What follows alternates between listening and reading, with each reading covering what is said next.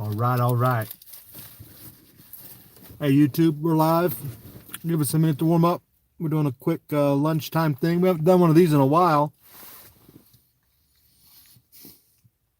And I figured we'd share the view a little bit with the snow cover. Got pretty good amount of snow here the last week or so. Got the entire valley covered, so it looks pretty cool. Depending on which part of the valley you're in, you can have anywhere from 4 to 8 inches. just from between here and there. Kind of weird how the weather works like that. But yeah, we'll do a little lunchtime. See who checks in. Angel R is checked in. This is right up his alley. You probably don't get to see this very much, Angel, so you can vicariously live through us, I guess.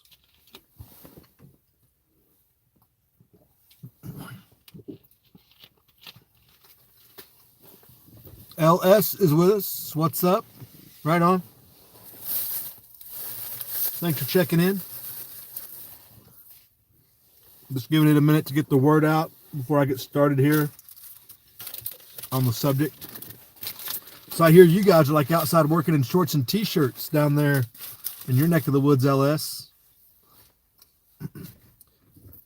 You guys aren't you're foregoing winter, I hear, until tomorrow, apparently.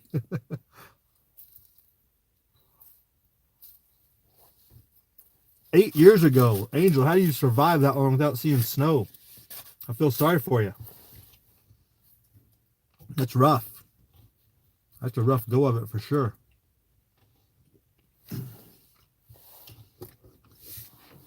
Hentai Soldier, welcome.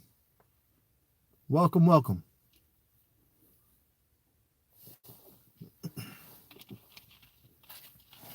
Yeah, I saw somebody, friend, post, he was out splitting wood in short sleeves in February to get ready for tomorrow and next week.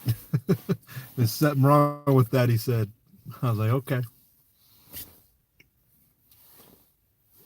Not your standard February weather, I guess you would say.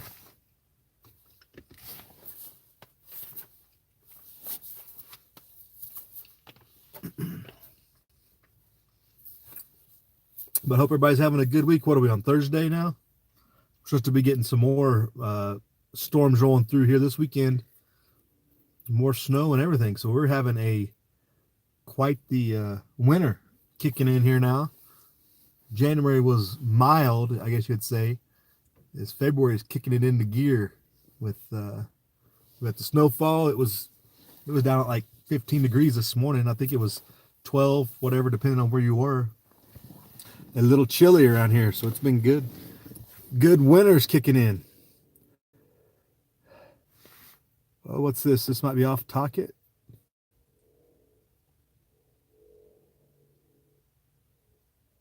SWCCs.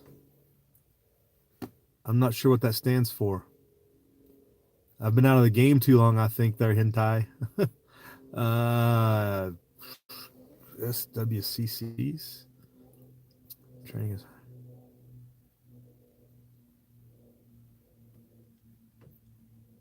Angel, do you remember when cold used to be the whole winter? Well, it kind of depends on where you're from, you know. The further north you go, the more sustained it would be. Around here, it always has been in waves, you know. I'd have to know what SWCCs are to get a better evaluation of what that means. I'm throwing me off there, racking my brain now. Oh, the Crewcraft guys. Oh yeah, well they basically train alongside buds. I think they have to go through buds, but it's comparable. Yeah, they have to go through some stuff. Special delivery unit guys, is that what they call them? Or they change their name like every other year to supposedly throw people off. Yeah, that's tough. That's especially swimming. You better be a good swimmer.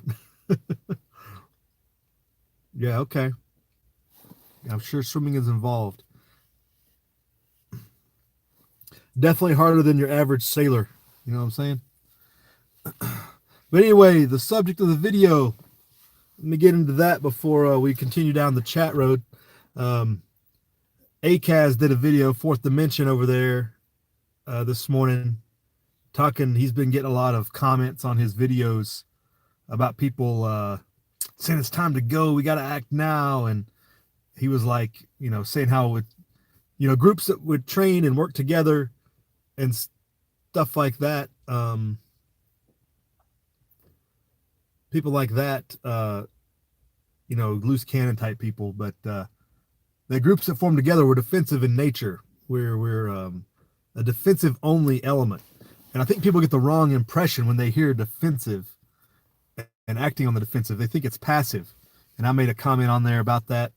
And just to elaborate upon that a little bit within this video, in this chat here,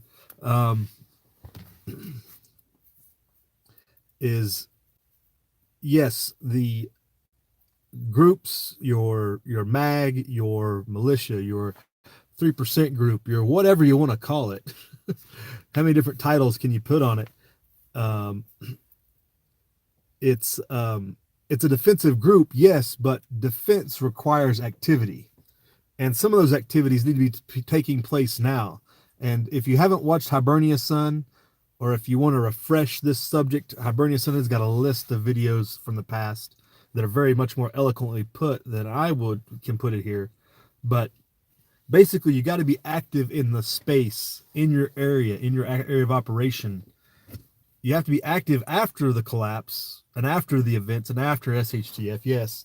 But you should be active now.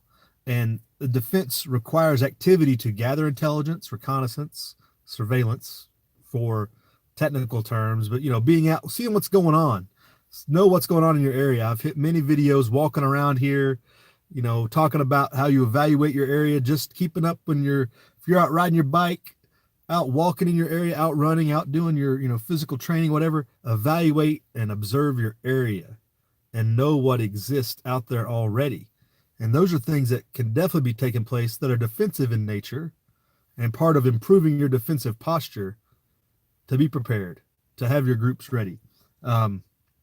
Reb is one of the most observant guys I've ever met that's not in the military. Reb has made an art form. I should say this, he's a very observant. He's applied his observation skill that he learned elsewhere to the whole environment. Not many people can do that.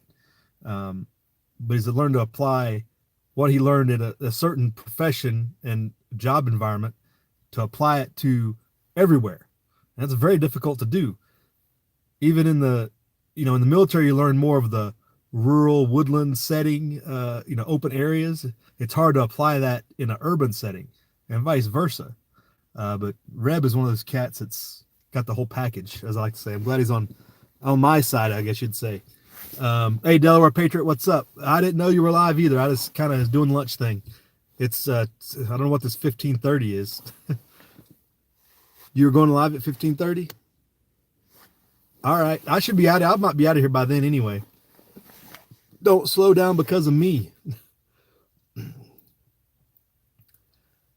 But back to, observing in your space now and doing those actions now.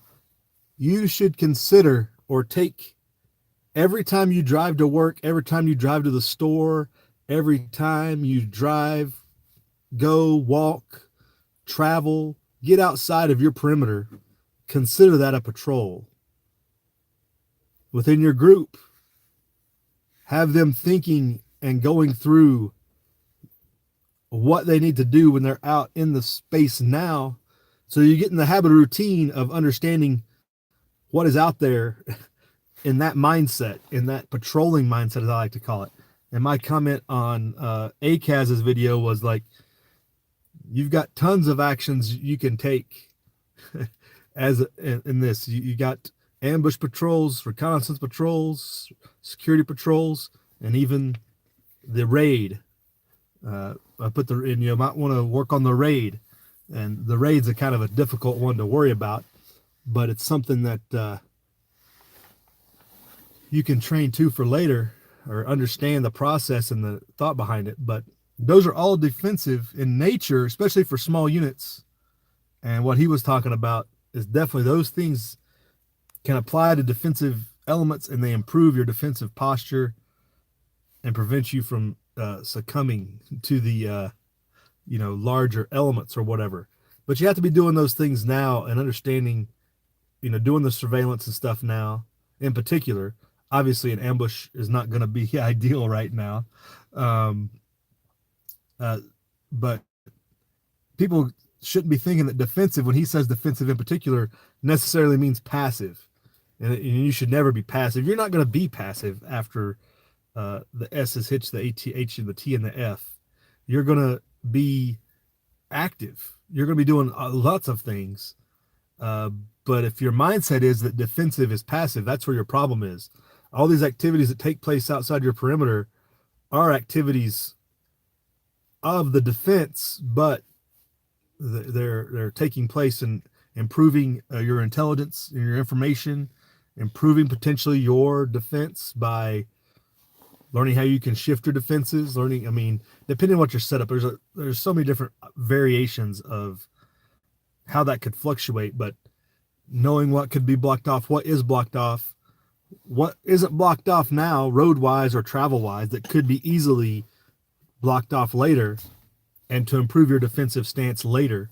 Tons of things like that. So get out there and treat your everyday travel as a reconnaissance surveillance patrol in particular, and a security patrol, so that, depending on how big your compound is, if you're not, or your property now, if you're not walking it or driving around it daily, you'd be surprised how quickly it can change. Things can sneak up on you, especially in the animal environment. They sneak into your AO all the time, in and out, as my summer videos showed with the rabbits. They sneak in and out of the AO on the daily. So patrols are required, security patrols. And that's a good example of applying a, peacetime tactic. That's a security patrol in my AO to after the fact. It's going to be similar, if not different, after the fact, after the things have fallen apart, after the SHTF, after the collapse. It may not even be after the collapse. It may just be when the security situation is deteriorated to the point to where you will feel unsafe. You're going to be applying security principles to improve your defense. Don't consider it a passive sit back and take the punch type of attitude. And there's more that ACAS was getting into and responding to comments on his video, but I just put that out there as a comment to make sure people's mindset was in the right place, that when you're thinking defensive doesn't mean you're passive. That was all I was really trying to get across, and just to elaborate a little bit on that. And if you didn't see Fourth Dimension's video, go check it out. He does a lot of good videos every day, but in particular on that one, talking about within a group or whatever, being defensive in nature, but be active in the space is kind of the point, and especially what you do now on the daily. All right, I got people checking in here. See who's joined us. Delaware Patriot came in. Yeah, Angel, it was kind of a disclaimer, but I think he's trying to put people in the right mindset too, because how many times have we talked about this on the Dragon, Can't be you're never going to hold the moral high ground going out as a lone wolf, Hey, Kildare, good afternoon. The raid. Hey, Saints and Sappers, what's up? Yeah, the raid is a whole different animal, right? Uncle Al, Die Bullfrog, what's going on?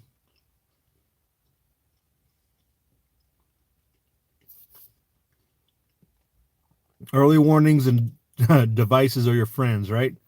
Any type of... And there's so many types of those, right? Saints, you're in a perfect area of example. Large property like you got, you have to constantly stay appraised of your changes around you.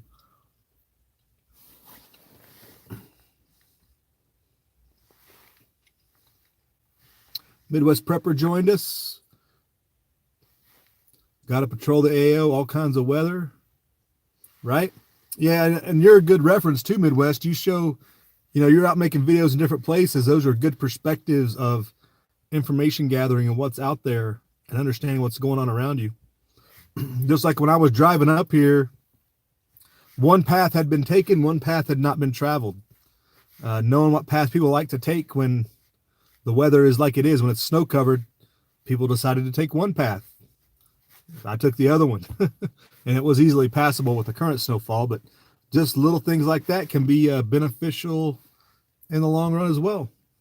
Talking about channelized space or contained routes or whatever. Let me see if I can catch up here. Team Foco, what's going on? M Long, Jay Ufam, everybody, okay, rolling in. Is it better to be in a lake area even though there might be a lot of people? Hentai, we've talked about this for in particular the last couple of weeks. This subject's been going on a lot. Bugging out is never a preferred technique. You always want to make your domicile, your refuge, your redoubt, your ultimate holdout. Bugging out is your least best option. If you think you're going to have to bug out, go find a bug out location and make that your permanent location, was kind of the point we were getting to. And Wes S did a good video last week or earlier this week. And that was my biggest comment, was to surmise, if you think you're going to need to bug out, move now and make that bug out location your permanent location. Bug Out Bubba has already done that. And yes, we got some snow, Jay Ufam. But if you go to a lake space now because of the water location now, Hentai, then you're parceling off your space now, and maybe potentially form a group there who have already participated, who are already like-minded. You never know. Stan Ulch, good afternoon. Delaware, you have the best advantages in your own backyard, indeed. The outsider will be disadvantaged in this regard. Yeah, and Wes S was referring to a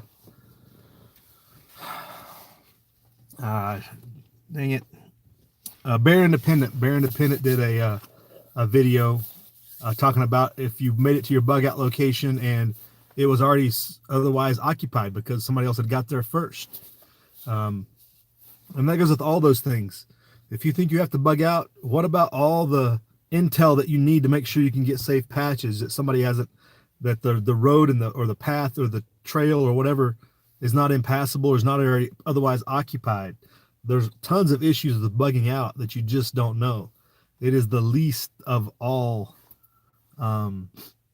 scenarios. It's the least favorite of all scenarios. And that's why we go back to what we've talked about over the last couple of weeks, is understanding that in the end, you're going to be on the run and get killed on the run. That's where you're going to end up, on the run, dead. Okay, so do all your back planning to prevent that from happening. What all do you have to put in place to prevent ending up on the run and dead?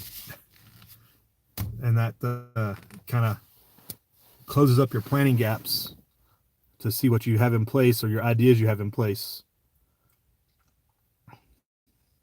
Like some Bullets has joined us. What's up, Bikes? Angels area is changing monthly due to construction, and it's happening here too, Angel. That's something with all the different buildings and stuff going on around here. Even in a small town like Carson, it's constant. Reno is off the hook. They're putting in new shopping centers and new whole area, blocks and blocks. So if you're anytime you go in those areas, like, well, that's new. Just taking note of those things and knowing how it changes your routes, knowing how it changes possible travel. No matter if you think of plan on going there or not, it's just information gathering. Because also, especially here, it just means we're probably going to get more people from California moving in. Yeah, we got the view with the snow this week, Bikes. That's why I kind of did it. I knocked it out up here. We haven't done one in a while, and just to discuss the patrol, the use of patrols in defensive posture. Defense does not mean inactivity, is what I was getting to the point talking about ACAS's video from earlier today, Bikes.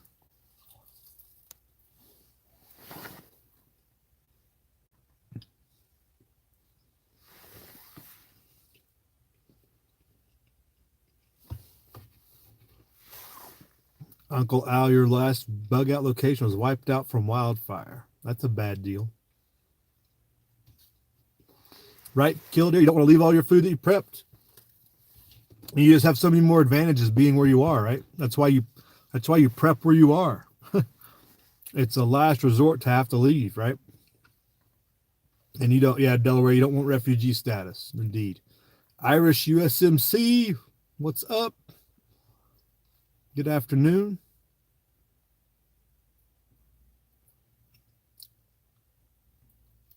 Right, Killdeer, you're not bugging out till all your food is gone. But in particular, what can you do to prevent from your food ever being gone? What can you sustain growing? What can you grow long enough to never have to leave, you know? Again, it goes back to that, looking at it as being on the run, killed on the run. That's the that's the end state. How do you prevent that end state, you know? What do you have to do to prevent that from happening?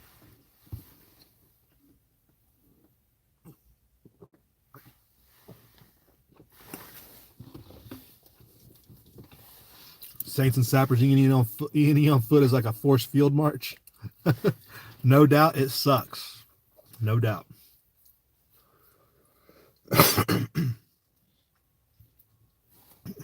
Remember the Alamo. They died, be like water, says Bruce Lee. Well, they were in the Alamo, though, too, because they knew they were holding out for a strategic purpose, though, too, Foco.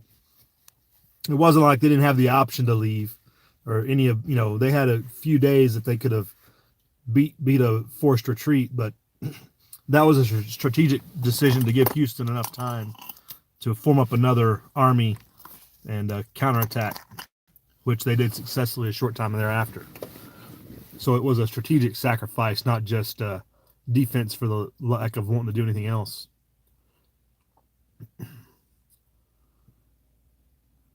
Jay Ufam says, patrol without leaving signs that you were there. Don't want to attract attention.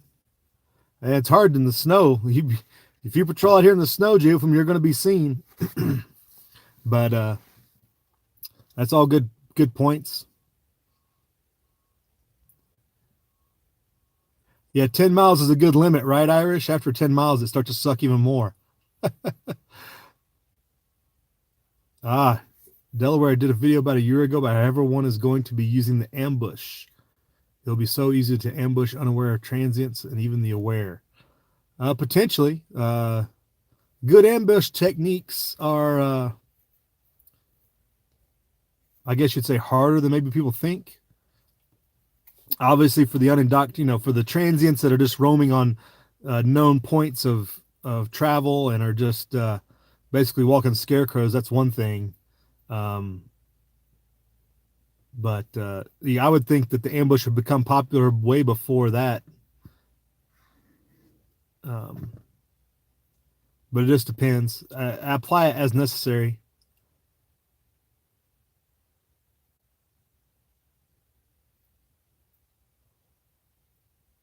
Prep a seed stock, right, Killdeer? Yep, have a means to grow as much as possible. That's what it all gets back to. It's a process. You know, everybody can only do what you can do. But as you go through your prepping steps, I guess, your preparation, you know, you prep what food you can with, you know, what you can store. Then you look at what you can sustain and grow, you know, plant-wise, and then, you know, what you can sustain and grow animal-wise, you know, to extend that out and really extend out what you can. Ultimately, you wouldn't have to bug out. Unless, obviously, the Chinese fall from the sky or nuclear radiation falls from the air or something like that. That's a whole different problem. Bug in with Sweeney Todd. I'm not sure I know who that is, Midwest. Sounds scary, though. Sounds like something I should have ignored or shouldn't have ignored.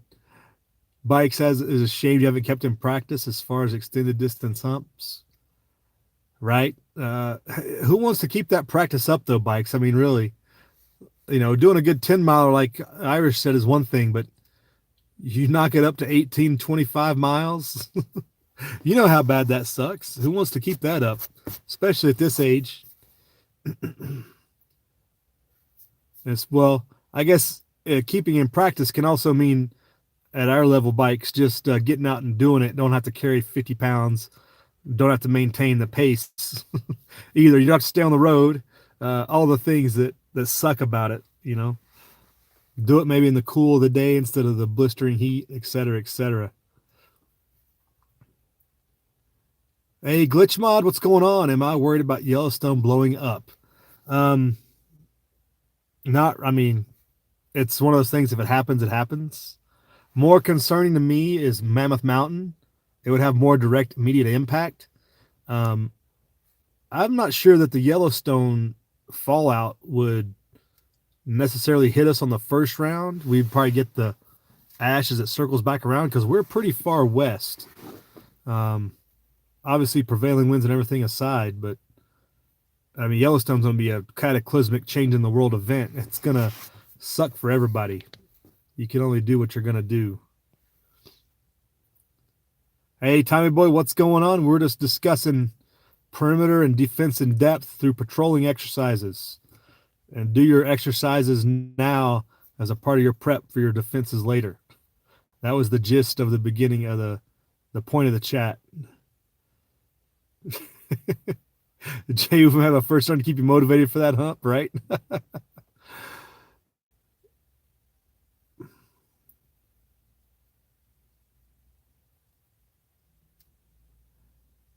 Time Boy fixing your ice maker. You don't need an ice maker here. Time Boy, look around.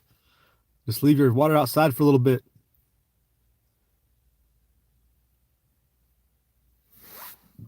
The ambush is common now where Angel lives, right?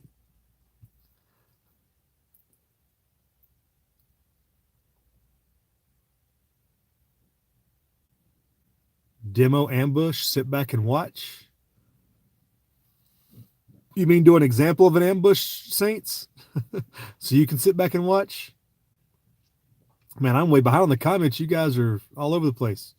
Sweeney Todd was a cannibal. Ah, okay. Thanks. Thanks, Midwest. Not going to bug in with him. Oh, man, I'm way behind. Catch up here.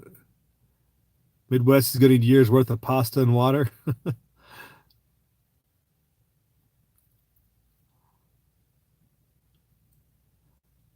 Right? Tommy Boy, fix things yourself goes a long way. J-Ufum, if Yellowstone goes, probably the very southern part of the U.S. would survive the blast in the first couple of days of ashfall. Is it supposed to be that large? Like, I mean, I guess it could be. But I mean, we're to the west quite a ways. But I reckon. Briars are the first line of the defense.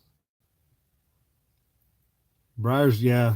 Briar plants don't grow that. Blackberries don't grow like that out here. Time Boy's got 78 and break a record.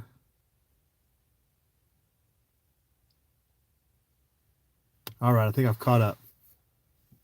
Bike says stress, as some of us know, is a motivator. Ignoring the pain to complete an objective. Yep. Indeed. The beatings will continue until morale improves, right? Angel's going to take a boat to the Caribbean. But really, if Yellowstone goes at the max ordnance, I mean, Yellowstone could go off and not be, the maximum ord either. The doomsday scenario is that it goes at the maximum possible ordnance and, power. I mean, it could always go minimal or less than, which would still be catastrophic for Montana and Wyoming, but would be a lot less for a lot of the world. I mean, Yellowstone is a world earth-changing event. The whole northern hemisphere basically goes in a nuclear winter, right? In the worst case. Glitch Mod, what do you do for fresh water and filtration? Yeah, we have the well, Glitch. That was one of the biggest things about moving where we moved to. We moved. Having a well was key. I got to get that well on a solar pump ideally, but that's just another project. You can always do a hand pump at this point.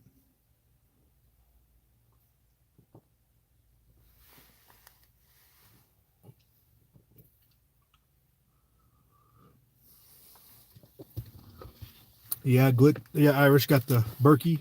Yeah, we got the Berkey in use now. the go-to.